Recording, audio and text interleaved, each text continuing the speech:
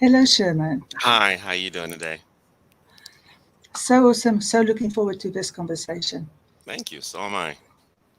Okay, so we jump in with a difficult conversation, Okay, a let's difficult question. let's go for it. What do you Okay, got?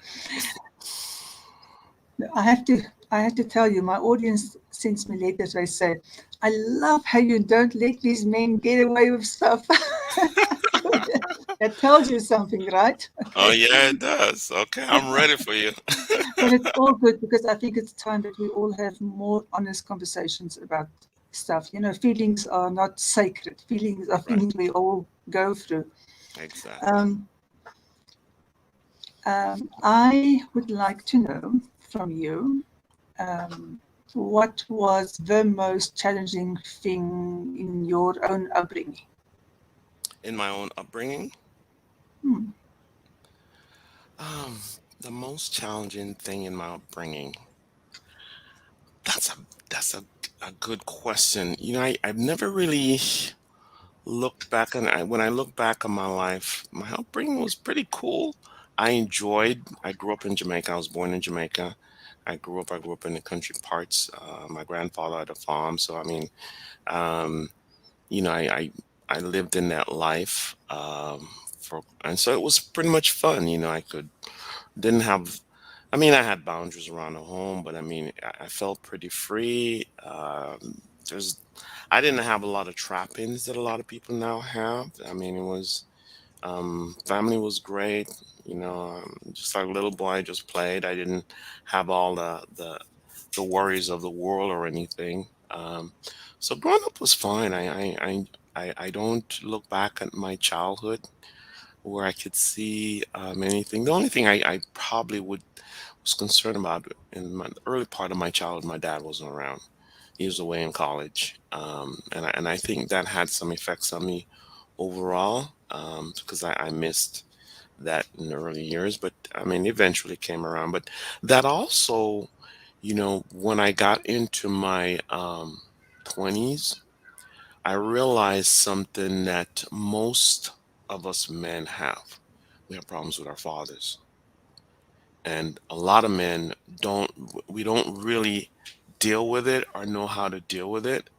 And um, now I come around to that question, I see where that was a pretty significant area in my life. So I am a Christian, and I've been a Christian many years, and I was going to a church, and I remember going in and talking to a counselor because I finally realized that I loved my dad. He did a lot for me, but I didn't have that closeness that I wanted. I respected him highly, looked up to him, but there was kind of a fear of being myself with him that I had. And that was something that, a lot of men, we have this rift between us and our dads, and we don't ever deal with it. It just kind of lingers. We know it's there. For me, I went to a counselor and I started asking him questions, and in the counseling sessions, I started to realize he had the same problem. He had an issue with his dad that he hadn't resolved. So, I mean, after a while, I kind of realized you can't help me. I later met my longtime pastor now, and when I met him, the very first time I met him and we had a talk, my wife and I went in, we were having an issue with another couple, and he counseled us. The minute we had that, after that session, I knew he had an answer for my problem. I just knew it.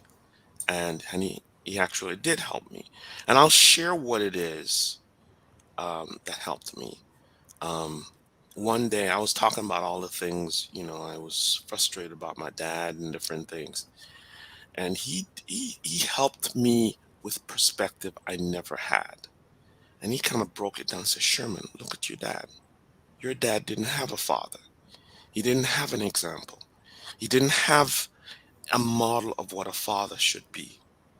So he was just basically doing what he did. And my dad did a lot of great things for us as a family. We were poor. I mean, he went out and he worked his ass off, and back in the days when in the South, blacks weren't supposed to be educated or or be smart, and he was getting straight A's in school. He got ridiculed for it. He wasn't supposed. I mean, so he went through a lot of crap to get his degree and to progress out of there and to help um, brought a lot of success for our family. But as a kid, you don't think about all that stuff, right? You're like, I think about what I want, what I need, and you're not here or whatever is going on in your head. But the reality is, I didn't have the relationship with him that I wanted. And in my conversation with my pastor, he helped me to get a perspective from my dad's point of view. And for the first time, I realized I had these sets of expectations from my dad that one, he didn't know about it, and two, he didn't have the skills to fulfill it. And it changed everything because I realized, and most of us don't realize this, we have expectations of other people that we never communicate, yet we expect them to fulfill it. And when they don't, we get hurt. We get hurt because we want them to give us something that we need that we never told them. We expect them to know. How are they going to know? How are they going to know that you need a hug right now, or you need some compassion, or you need whatever you may need? Okay. How do they know? We have this tendency, we expect them to know because what? They're our parents, right? Unfortunately, we're all not perfect, and there's a lot of things parents don't know. And Yeah. but the reality of it, the point is this: if you are listening to this podcast right now and you're struggling with your dad, take a walk in his shoe. What did he experience? Why did he do what he did? Oftentimes we look at the results, we don't look at the cause. People don't do things without reason, and we get hurt because they don't fulfill our expectations. There's a reason for everything. It's easy to always go to the negative side. We think, oh, they don't care, they don't love me. You don't know that. Put yourself in their shoes and you start realizing they didn't even know you cared about that. They didn't even know you wanted that. So, and maybe they did know. Okay, that's the other scenario. They know, but they don't know how to fulfill it. There's all these different things in these dynamics. But I say this: if you're a man sitting there right now, you need to get real with yourself. Those things are affecting you. And I'll tell you this, okay, in my life, I have a son, and that affected my relationship with my son. And when I got it clear with my dad, incidentally, I should let you know the good side of the story. He's gone now. He's went on to be with the Lord, but we restored our relationship, and he never changed. Guess who changed? I did. Uh-huh. Okay. And you know what? And it was fine, because I started accepting him and seeing him for who he was, not the person I expected him to be. I started seeing who he really was deep down inside. I started looking at his life, not his faults and his frailties, but looking at the things, his aspirations, what he did, why he did it, all the things he did for us. I started to appreciate my dad for who he was, and it So totally changed my perspective. you stop being focused on What I needed. solely just your own pain, and you changed your focus, and then you were able to have that relationship that you really wanted. Yes. That's You know, exactly, you nailed it. yeah. So, I often talk to parents when they start working on themselves, they start Uh-huh. realizing exactly in how many ways they could have been better parents. And Right. it's like literally this thing that I say to them: Hmm. you can only have the tools that your parents have given you. And therefore, if you messed up, you didn't do it intentionally. And the same thing for your parents. They can only have the tools that they have been given.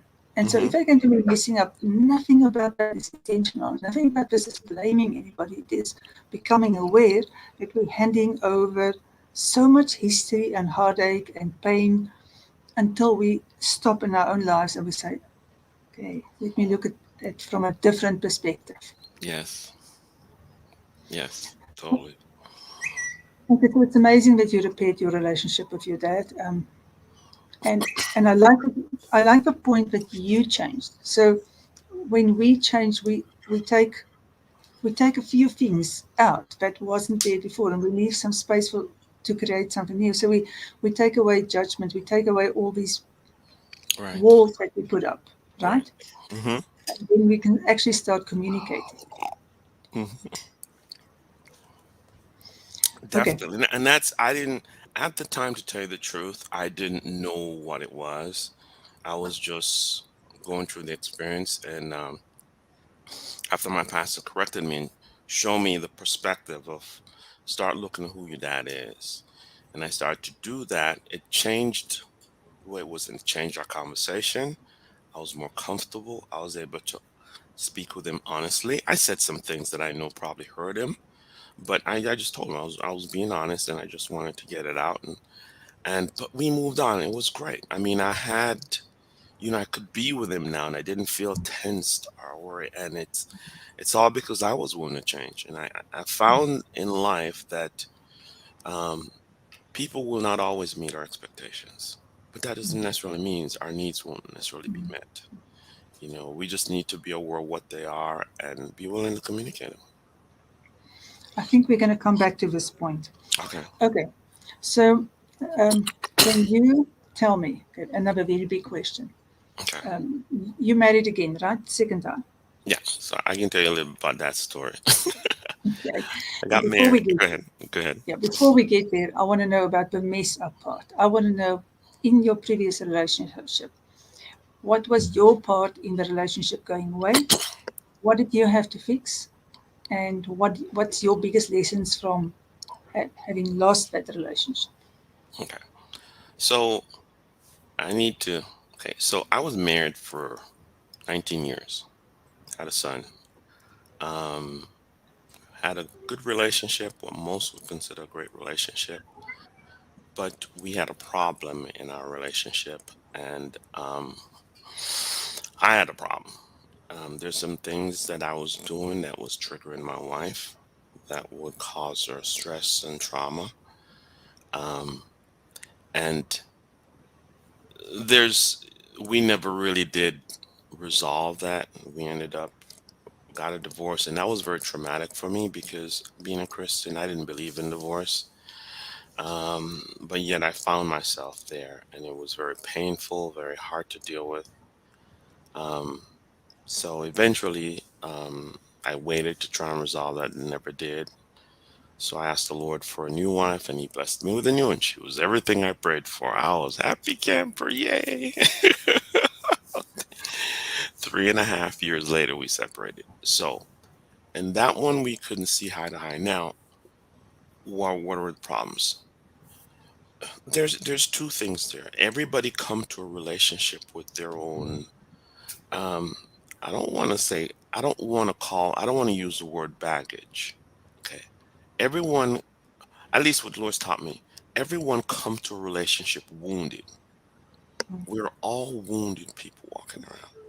And in a relationship, you have two wounded people come together. And then you start bumping into each other's wounds and the problems, the flames.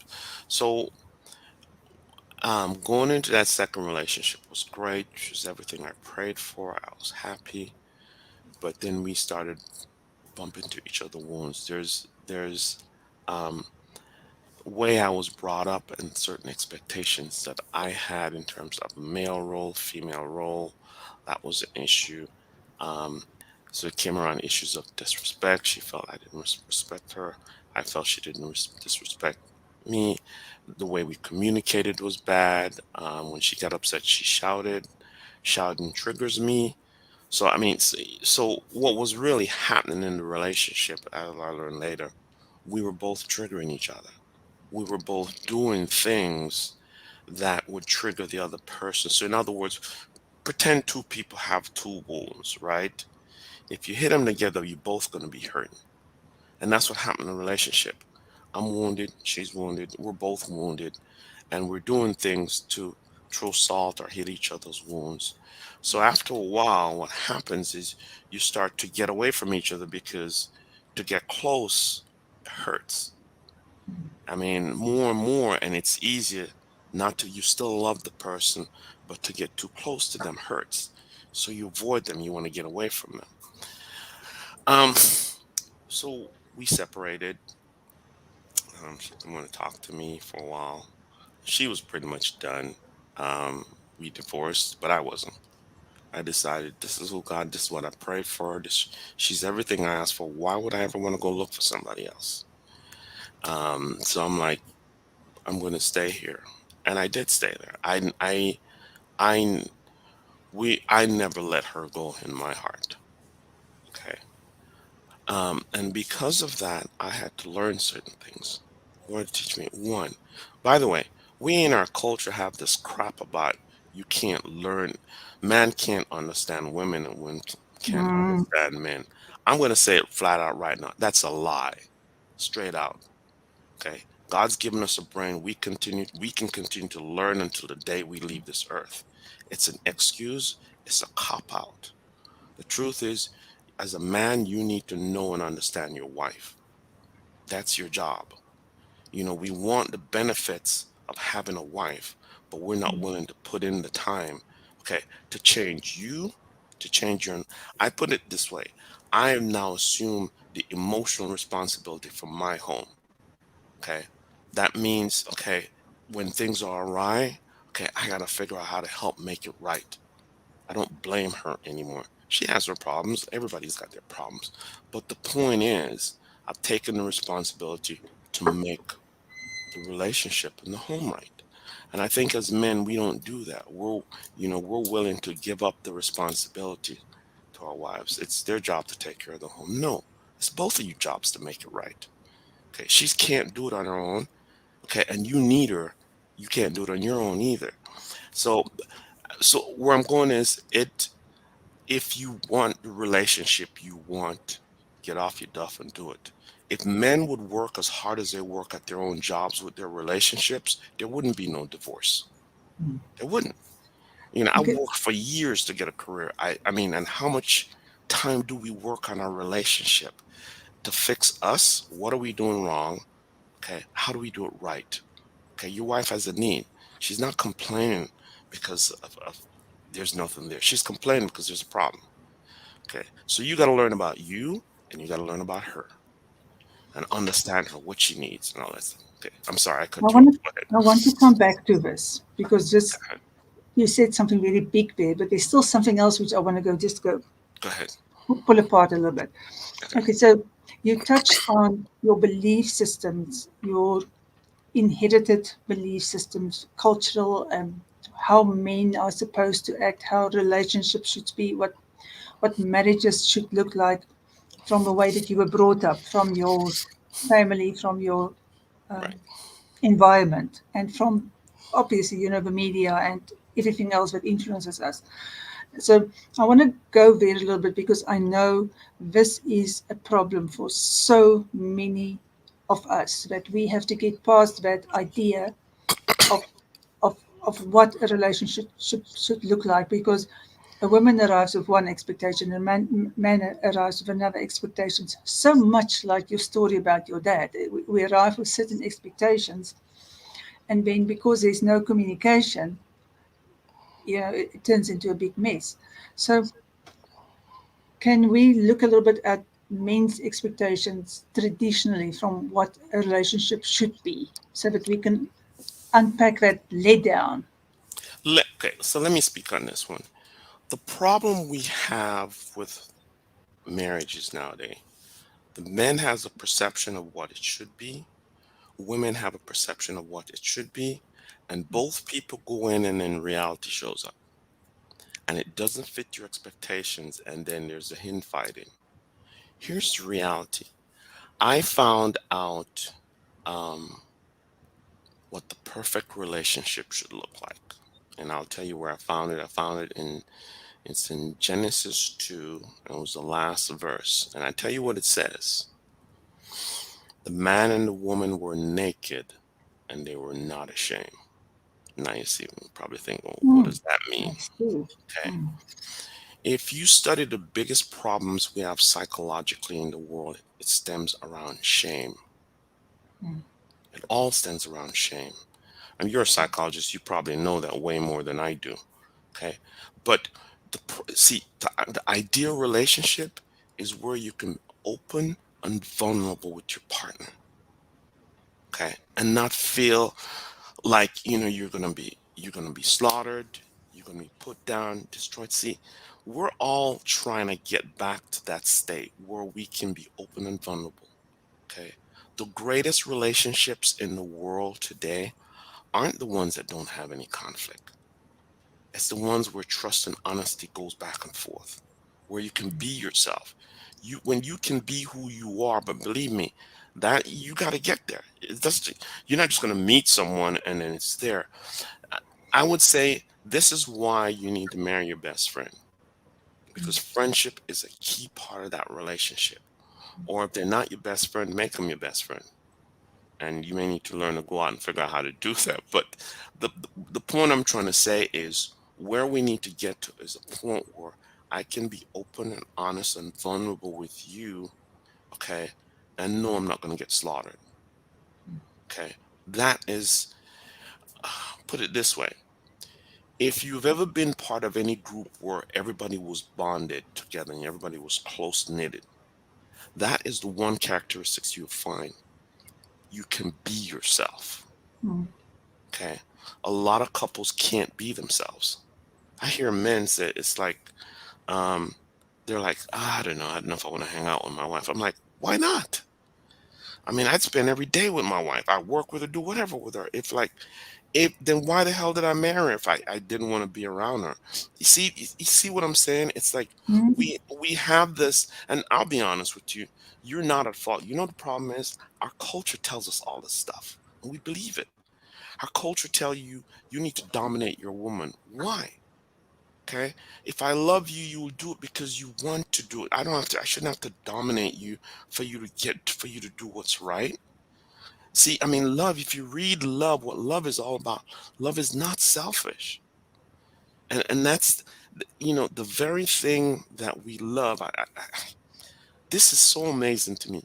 You can walk out the door and watch someone demonstrating love and kindness to someone else. Not even you doing it, just watching someone, and it warms your heart. Okay. We're built for that. We're built directly for that. And there's no greater place it happens than when you have it in a relationship with your wife, where you can be open and honest and intimate, share your deepest fears. As a matter of fact, I come say it's like I read this statement somewhere and I have to say it's true. Your mate is the one God used to heal you in the deepest areas of your life. You want to know why? They are the only person who's going to see the things in your life that nobody else knows but God, not even your parents. And they love you anyway. And that's what's so powerful. You know, you say we should marry our best friend, but yet what we do, unfortunately, most of the time is we don't do that. We go and choose somebody else with as many rough edges as we have, so that we can go into that maelstrom of life and become round pebbles. And the process is fairly painful, but the process is also beautiful. But we just don't have enough tools to recognize the process, and then we end up with all these divorces because people don't understand there's the shedding of a Yeah, lot of years and yeah, getting new tools. yeah. You know, I want to share something with you. I've had men very seriously tell me that they, although they do understand that they've got these feelings, men do know it, but a lot of them put on this show of of being this macho, I'm here to save you, man, That's and what they the culture say, tells us. yeah, That's what but we it's believe. but Right. also there are men who believe, 100% believe that their partners will not want to be with them if they don't show up, if they show up with vulnerability. There are a certain amount of men who equate having feelings with being a crybaby. Hmm. And and there's a big difference between the two, because if you're being a crybaby, let's, I've got no problem with a man crying. I mean, I love it. Okay. I love it if a man can honestly cry and share his feelings and be honest about that. That's amazing because that's human and that's how we're supposed to run, to live. But that connection that men fear showing their feelings because they think they're going to be judged as a crybaby or weak. That's our problem. That men don't understand that showing your feelings means you are actually strong. And I don't know of a woman who is not extremely attracted to a man who is decisive and kind, who is sure about himself, but have a lot of space open for other people and their opinions, and who can share feelings and make space for somebody else's feelings. That's, that's for me a description the person we want to be with. I want to Not share something about feelings though, because, and I'll say this for you guys, because you think, oh, you gotta break down and cry, you gotta turn all female. And it's like, no, wimpy. Okay, what I'm talking about when I say sharing your feelings, honesty. You're lying to yourselves. I can be open and honest with you and still be strong. I can tell you I'm hurting and still maintain my strength. And that's the problem men have. Okay. You don't have to cower down and look stupid because that's the way you think you're going to look. Just get connected with who you really are. Be honest. Honey, this hurts. I mean, you know you're hurting deep, and we play these stupid games that our culture tells us. Why? Here, let me put it this way. Think about what we're doing. Does it benefit you? It may boost your ego, but you lose the person you love. Now, explain to me how that's beneficial. The reality is, okay, being open and honest and being wimpy is not the same thing. The image that you have, men, about being a wimp, okay, about your feelings, what I'm trying to tell you is get to the point where you can be honest with yourself. We aren't honest with ourselves. If you forget about just being wimpy or whatever and just start being honest, your woman would flock to you.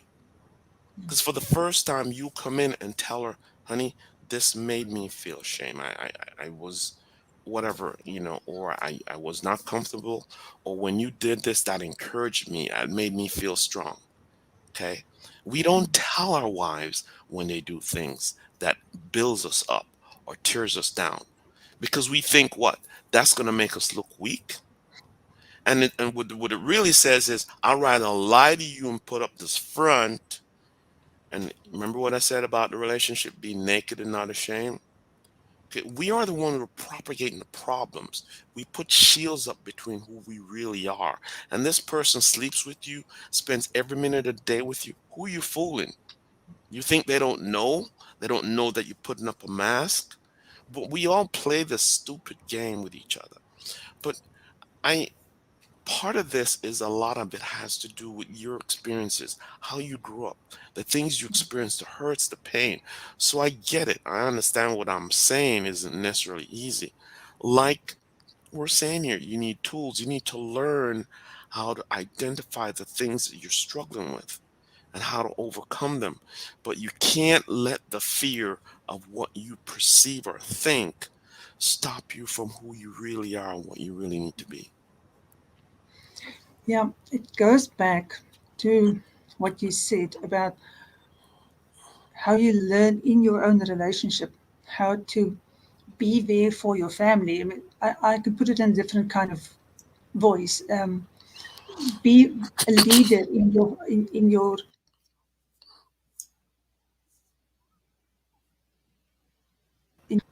from relationships is to be the leader, in the Mhm. house. But we don't understand that being the leader in the house can mean not I am more than you are, you're not my equal, but it means that I'm willing to step up and take responsibility. Right. There's And such a and big difference between the two. that's an interesting point because what our cultures tell us. Okay, so we've mostly all come from matriarchal, not matriarchal, patriarchal Mm, culture where mm, The man's dominant and the man's in charge, right? Okay. Kind of like king, authority, queen, all the way down like that. And that's kind of what we think of when we think of authority. Okay. But when I look at the family, okay, it's the emotional structure around the home that defines who you are. It's how you treat your wife. Your children are watching you. It's the example they see. Okay. That emotional environment creates the children that you have. And we don't think the emotional environment creates the relationship. I mean, what bigger responsibility do you have? People want to think about it's the decision making process. I get it. Okay.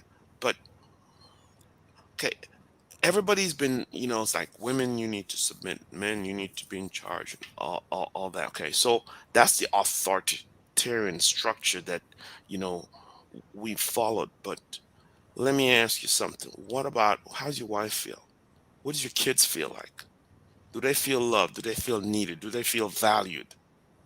Because a lot of that structure didn't make the person who's inferior feel valid.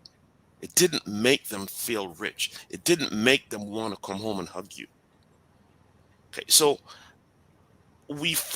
for so long, for centuries, that's the way we've had relationships. The man dominates the women, or the man the dominate of the children, and that's not the example Christ did. When he came, he didn't dominate anybody.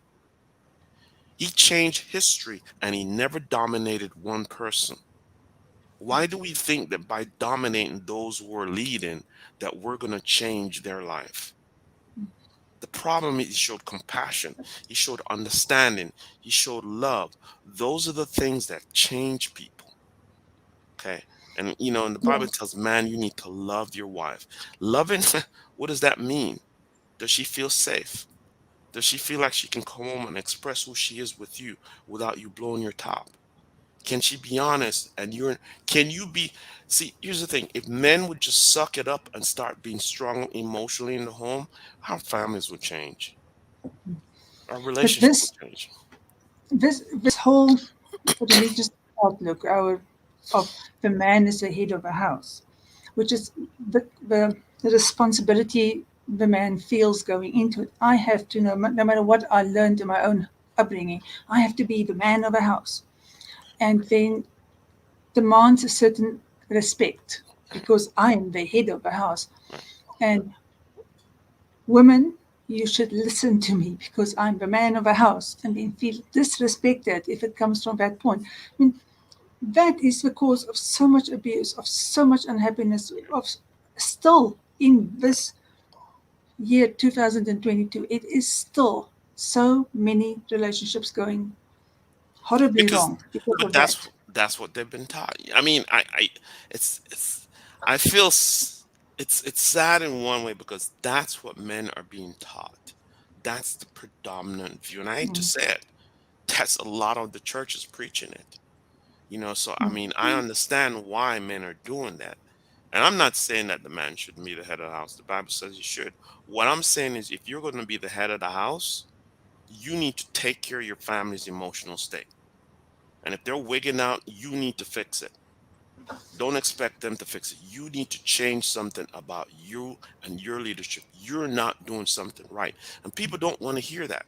Just because I'm the head, okay, if I'm the head of the company and when everything goes wrong, I get fired. I mean, if you take the principles that we live by and you look at it, it works at work. Why doesn't it work at home? Because we have this skewed view based on our culture, what they've been telling us how you ought to be, how you should be, and it doesn't work. At what point are we going to stop and like, wait a minute, something is not working here. I need to do something different.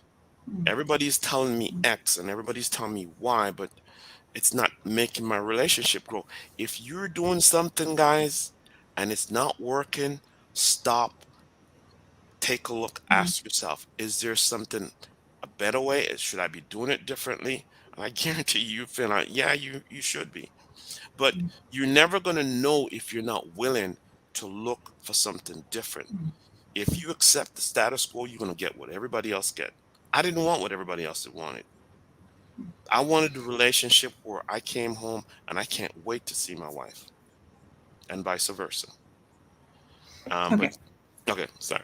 All Okay. right. Go Now, ahead. now Next question. let's go to what you changed and Okay. how you changed. Because now you get to the, I like this what you say. Ask yourself this question. My question is, what am I not seeing? If everything's going wrong and it's just not working out, my question for myself is, what am I not seeing? What am I not noticing? Because that's, we've got to start with us. We've got to ask ourselves Right. some really good questions and stop blaming other people for everything going on in our lives. Okay, so what did you change? Okay. So let me deal with that whole topic. In anything, there's two people that's involved. Okay. So there's things I'm going to do to contribute to the problem, and there's things my mate's going to do to contribute to the problems. Okay. I can't fix my mate. And it was even harder when she wasn't there. So then guess what? How am I going to fix this relationship when she's not here? Okay. So then I had to ask myself, what do I need to change? Okay. One of the first thing I need to change was I need to understand my mate. And there's this garbage our culture tells us, men, you'll never understand women. Bull. Okay. We don't understand women because we're not willing to understand them. That's the problem. Okay. So I started trying to understand her. I started observing her. She was still angry at me. She'd still do things to trigger me. And I decided, no, I'm not going to let the triggers happen. So I made a decision for me. Okay. I'm not going to let her upset me. Okay. And I made the decision, those statements she's make out of anger because she's upset, not because she doesn't care about me. I know she cared. Okay. But because she was hurting, she was lashing out at me. Okay. So one, I had to deal with me. One, I had to be able to be emotionally strong. In other words, um, to not, freak out when she says things I didn't like. That was one. Okay. Two, I need to understand her.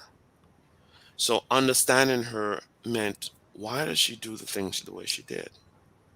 And I started learning about her. Okay. And this is what I mean, man, about taking care of your family. Learn about your family. What does your children need? What does your wife need? Why does she react the way she does? And I started thinking about, there's wounds in her life. There's experiences. With my previous wife, I was doing something that would trigger her from something from her past. I didn't know that. I was just being myself. But the action I took was bringing back past memories from her life that would cause conflict. That's what I mean. Start studying your mate. What do they need? Where are they hurting? Okay. So I started wanting to understand her fears, her pains, the things that she's dealing with. Okay. And that was one thing. But the other thing is, what was I doing? What am I see? The minute you understand what the person is going through, now you gotta realize, I'm doing these things to cause that. So part of the conflict was my fault because of what I was doing. So now I have to learn, how do I not do that so I don't cause those pain in her. So you have to learn about yourself and what you're doing to contribute to the problem, and you need to understand the person you're working with. What are they going through? Okay. Because there's going to be days when they're going to come in and they're going to be pissed and they're going to just blast you. Okay. You got to be man enough to take it and not lose it. The question is, why are they doing that? We don't ask the questions why. We look at people and nobody is just one dimensional. A person who's loving one day and they come in next day and they're freaking out. That's not normal. So you got to ask the question, what's going on with them? Understand them. Okay, and understand yourself. What do I need to change? What do they need to change? Now, I'm be honest with you now.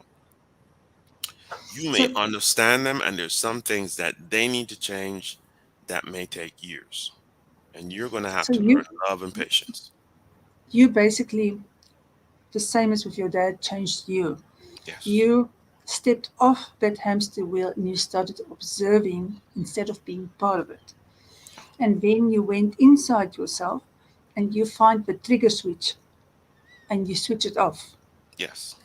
Probably one by one, because we can never switch them all off at the same Yeah, time. it was one by one. You work through one thing, then you go Yeah. to the Yes. next. And then at the same time, you noticed that your wife was being triggered by certain things, Right. and you took responsibility for your part Yeah. in those things. You didn't fix her because that's her job to do it, but you took a responsibility and you started noticing you were doing certain stuff. And so you amended certain of those things so that you can. And then what happens is when you suddenly start having more peace between you, and then we can do that major thing Okay, which we now need. I need to add Yeah. something there Mm-hmm. because once you get past the conflict, okay, the potential for it keep going on is there. This is the point where I had to start learning how to communicate. Mm-hmm. Okay, because most of the problem I found was in our communication, how we started things, what we did. I felt defensive. She felt attacked. I felt attacked. The four things that cause divorce: defensiveness is definitely one of them. Criticism, okay. What is it? Stonewalling. Stonewalling. Men were good at that, and I still Yeah. stonewall sometimes because I kind of I feel like I don't know what to say right now. So I just shut up, shut down. But you got to go back to me. You have to deal with those things. So this is where the tools of communication and learn how to work together comes in play. And I think that kind of keeps going because you keep it's we're like onions. You peel a layers. I mean, but the more layer you peel, the closer you get. The closer you get, and you get to a point where you don't want to be without the other person. Mm. That's awesome. I love it. So basically, in the end, when we learn communication, Right. which is so much more about listening to other people, Yes. then we go into the process of really understanding our partner. Hmm. Because until we actually start listening to the other person, Right. we we don't know what everything is all about. And but it's that piece that you described before, which is like, because I do a lot of marriage counseling, so Hmm. we always try and first just get to the place where we have enough peace, where we have Right. at least one person getting off a hamster wheel and go like, Right. I am not going to be part of all this triggering anymore. I'm just Mechanism. gonna, Yeah. yeah. When you have that, you create that space where people can start to Right. communicate. Like you literally described my job, so that's that's how it works. And people think Yeah. it's really complicated and really I, hard, but once you let me start going, and two people let me want to do it. let me say something here. Until you create the space, you're not going to be open to listen. Mm, Because until you get back, and men need to know this. You need to get past it so you can start listening to your wife. You're not going to listen to her if you're being totally triggered and wig out. mm, So until and listening is you. I'm glad you said about listen. Listening is so critical because you need to hear the person, but you need to be in a space where you can hear them. And when you're triggered, you can't hear them. mm. So I'm sorry. I just had to say that point right No, there. that's I love that. So I want to just repeat something you said a little bit earlier, because it's for me one Hmm. of the most powerful statements I've ever heard a man say. So this is big. You said, if men would work as hard on their relationships as they are working on their careers, we would have no divorces. Agree. And I think you're Hands pretty down. Hands darn down. near, yeah, very near to right. You know, it does take two people. It takes two people to work as hard on Right. their relationships as they work on everything else in their lives. And Yeah. looking okay, and the house must be perfect, and our friends must like Yeah. us, and we Hmm. must do well in this, and we must have money in the bank. And we work very, very hard. Hmm. Women too. Women Hmm. too. Yeah.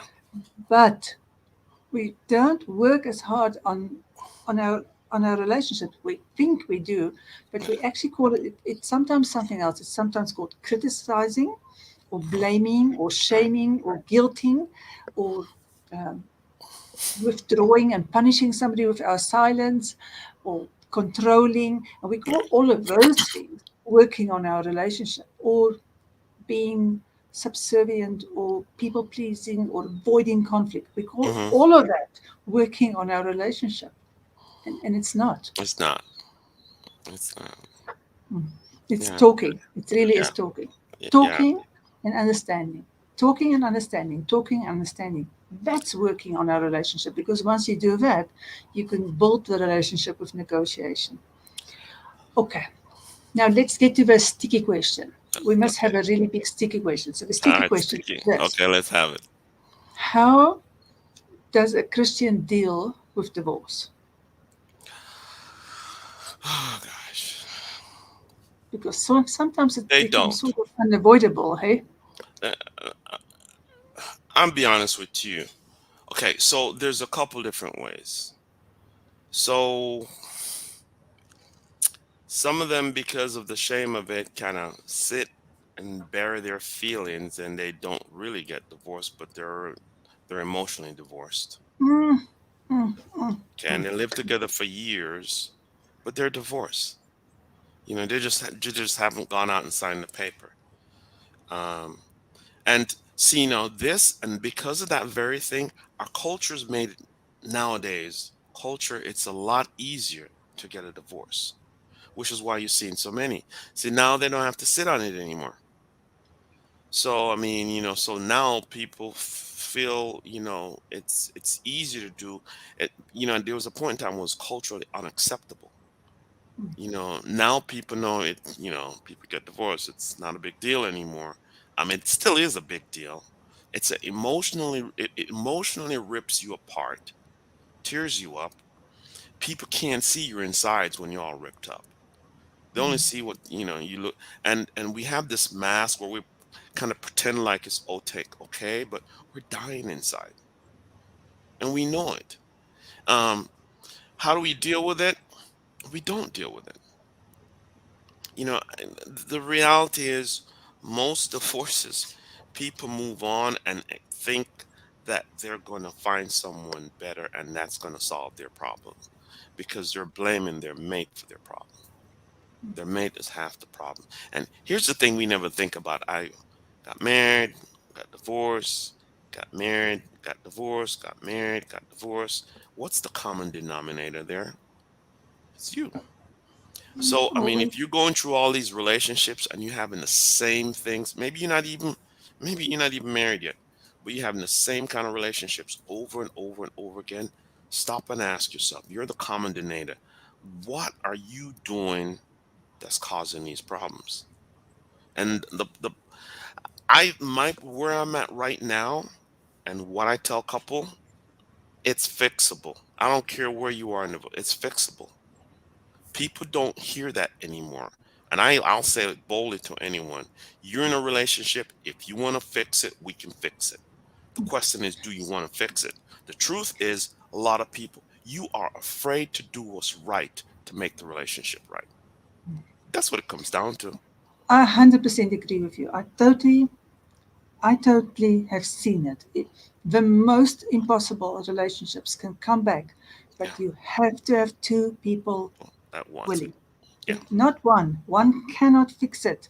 One can improve it. One can, like you, step out of it, make the whole atmosphere more Right. conducive But to they got to conform to it caring. for it. Yeah. Yeah. But to actually really get there, you have to have two people really, really willing to do Yeah. this work. And people are scared of this. That we have to do work. I'm never going to do anything else than work. It's work. I mean, and let's go back to that point. You do so much for everything else in your life. It is work to repair a relationship, but it's the most worthwhile work in the world. It And it's is. not so hard. See, this is interesting to me. The amount of work, effort, and cost it takes for a divorce to repair it is less. Mm, it's true. And people don't, It, it would take less work to repair your relationship than it is for you to go through a divorce. The torture, it's more the work endless to sit. nights, the hurt. You know, I mean, the wounds it leaves, I mean, your children, the family, the the pain goes on for years. And And you're going to repeat it in your next relationship. yeah, If you don't fix it now, you're going to repeat your y- pattern. y- And then we don't take into account if you sit in an unhappy relationship, one in which you don't do the work, your energy levels suffer, your health yeah, suffer, yeah, your whole emotional life suffer, your children suffer, and you yourself, you suffer. yeah, yeah, And you have to adapt every single day to the unhappiness in your relationship. right. And and we are willing to go through that. We are willing to settle. We are willing to minimize ourselves. We are willing to go and distract ourselves with other stuff, but then to just and I'm going to be speaking to our men here. You know, women are. It's fairly easy to get a woman to couples counseling. Fairly Hmm. easy, not always, but 90% of the time, it's the woman who comes there and there's a man Because she change, holds the, you change. want to know this? Because she's the one that's been given the emotional responsibility of the home. Mm, The man's giving that over to his wife. If he was mm, taking it, he'd be the one calling you up and say, "Hey, mm, we need to work on our relationship." mm, mm. Yeah. So it's and I want to say this to men: if you're sitting in an unhappy relationship and you think this thing is going to fix itself, and you keep on doing whatever you've been doing, it's never going to do that. And it's not so hard. We don't ask you to undress. We just ask you to speak about what is your biggest problem. Yeah, It's not so hard. All of us need a space where we can say to somebody safely, without judgment, this is my real problems. right. Because you're not going to be judged when somebody help you. Okay, so Sherman, you and your wife now today do this job. You Hmm. you help couples. Right. And do you help specific Christians or do you help anybody? Right now, I want to help Christian couples. I'll put it this way: if they're faith based, I'll work with them. And there's a reason why. I don't care if you've known the Lord or not. If you genuinely need help, I will help you, hands down. But I do. The reason why I say faith based is because I'm going to talk about God and the principles and how He structured things. We didn't create marriage; we inherited it. Okay, so you can't go in and try and say, this is how marriage, you don't know how it's supposed to be unless you go find out yourself. So from where I come from a biblical base where I share biblical principles. Now I think as Christians it's a lot easier to absorb that. If you're not Christians and you're okay with that, I'm game. But I will help. I will tell you I favor Christians because then I don't have to fight to try and people feel like I'm trying to convince you to believe, Now, my I God. understand what you're Yeah. saying. I work with very much the basis of Well, the 12 w- step program, which is the God of your understanding. My own personal beliefs doesn't come into it, but it's just so much easier when you don't feel like you have to control everything, or you don't. If you believe in a benevolent higher power that has your best interest at heart, right. life is definitely easier. But It I is. yeah, I don't try and force anybody to believe the same as I do. It's not important. What's important that somebody shows up ready and willing, and they really want to do the work. Hmm. Yeah. So I mean, so I'm hoping to help who wants to be helped. If you want to be helped, you can reach out to me. Um, it's a little landing page, restoremarriage.net. You can restoremarriages.net. And yeah, I think I share something about a little your love language there. You can just sign up for it, and I'll Yeah, follow up with you and talk with you, and it's we all can right explore. above. Yeah, right above the video. So people Okay. just look right above the video. All your links is there. Your free gift is there, and I'm sure people want to know more from you after having listened to this. Yes. I, I I'm open. I'd love to sit and talk. Don't feel obligated and all. And this is what I love to do now. This is what I think God's called me to do. And if I can help, the way I see it, if I can help change you in your life, it will change your family. It will have long lasting effect. And I can't think of anything more joyful than that. so we're going to do more of this, right? We're going to have another conversation like Awesome. this. And yeah, hopefully you'll have one with my wife so you can get to hear her Yes, perspective on things. yes. That's next on my list. We're definitely going to talk to her too. Right. Okay, that's awesome. Thank you so very much Thank for you. this amazing conversation. Thank you. I've Um, enjoyed it. It's been a pleasure. yeah, and um, we will have more of these conversations over the rest of the day.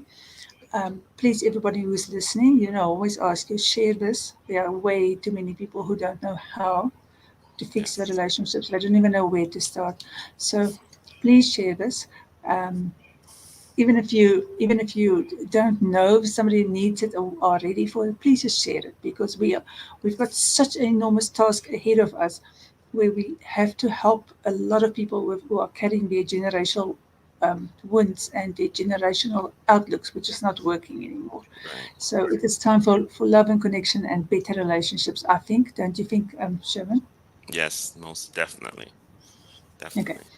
So if everybody can help us, and please connect with us, talk to more, send us questions. We are very happy to talk about these things. Lots of love to everybody, and thank you so much, Sherman, again for being here. My pleasure.